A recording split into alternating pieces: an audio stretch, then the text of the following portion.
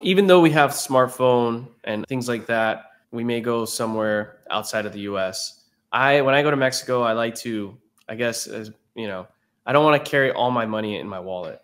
I want to hide some of it. So there's things I do here and there to try and conceal it. Is there anything you can tell us of what you can do to hide your money so you don't get it all stolen from someone at one point? You put it in, maybe hide it in the hotel, or you just don't want everyone to know, the people that you're visiting, the hotel or whatever, you don't want them to know that you're from California at this specific location, that you're around these types of people. Any types of form of advice for us for something like that, especially people that like to travel? Well, I just wouldn't travel with a lot of cash to start with. In this day and age, you don't really need to. Right. You can take all kinds of plastic with you. There are ATMs everywhere. So I think you would be ill-served if you tried taking large amounts of cash with you. You'd be kind of asking for problems.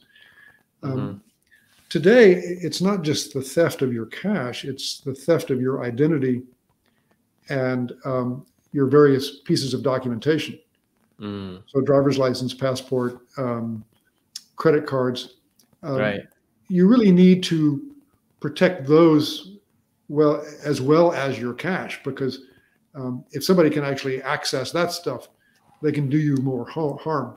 Right. So you may not want to take all your credit cards with you. Okay. If you have a lot. And you may not want to put all of your credit cards or all your documentation in one place. You might want to put it in several different places, right? Okay.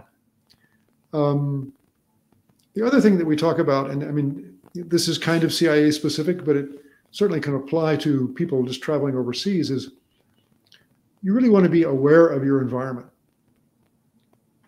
And particularly if you've been to a place for a while or you've gone back to it on multiple occasions, you kind of get a sense for what's normal and what's not, what feels right and what doesn't feel right. And if something is not normal or doesn't feel right, alarm bells should start going off. Right. Something's wrong here. I don't know quite what it is yet, but it just doesn't feel right to me. What do? You walk away. I see. In my career, on many occasions, myself and other colleagues avoided problems by just walking away from problem areas. Makes sense. Right. And Jim, actually, I wanted to ask you, I was in Rio recently, and my strategy was I had a dummy wallet. I had a wallet with, useless plastic. It was like a GNC card, things that I'll never use, right? And it had some money in it, a very small amount. And I was just ready to pass it to someone if someone came and said, "Hey, give me your wallet" or something. And I actually didn't have a real wallet. I just had a dummy wallet and some cash in different pockets and my passport. But what do you think about that strategy? I think in this day and age, overseas or even in our country,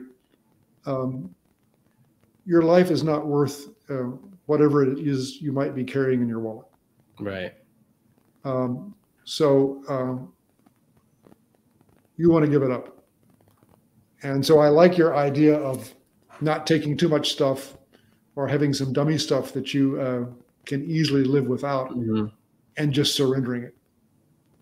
But Jim, sometimes when like, for example, I was in Italy recently, or a year ago, actually, feels like recently, I wish it was. But sometimes, we're at the hotel, we have our belongings, of course, and then we go on a tour, an hour, 2 miles up with the taxi. Us getting back to the hotel could be almost impossible if we don't know the area. Our phone dies, someone steals it, someone steals our money. I think that's why, yes, we definitely will give it up if it's life-threatening, but at the same time, we need to find a way to get back to the hotel per se. So what I like to do when I go on vacation, I usually contact this, I think it's the travel.state.gov, the State Department of, I think it's the Bureau of Consular Affairs. And basically, they'll constantly send you text messages or emails when there's some terrorism situation going on, so that the U.S. government constantly will contact that civilian with automatic messages, of course, of what's going on, where they're staying. And then they also know where you're at. I think I was able to put what hotel we were at. At the same time, I do like to make friends with the valet guy and the taxi guy. I'm not going to lie. I'm always friendly. Like, my job requires me to be friendly with everyone. And I'm naturally a friendly person. I love talking to people. That's my passion, to make people happy. But I definitely tip them well. And then they like that. And I feel like when I do that, sometimes they feel more loyal to make sure I'm safe. If that makes sense. I would endorse all of those things. The organization that you're talking about at the State Department is called the Overseas Security Advisory Council, OSAC, OSAC. OSAC, okay. They have a wonderful website, and they provide a great service to all Americans, both those traveling overseas and family members back home. Okay. And yes, they have a series of security alerts and security announcements for every country in the world, every region in the world. And if something starts going down in a particular area, you can very quickly and easily access that information. Almost as important, family members back home who are concerned about you can also access that information. It's a great organization, and it's a good one for American citizens traveling abroad to visit before they go abroad, but certainly have it on their devices when they travel. OSEC. I'll check that out. www.osac.gov. There you go. Everyone who's watching, listening, definitely go check that out. And if you happen to be one like myself that's used it, comment below and let us know what you thought about it, because it was pretty easy to manage and input some information.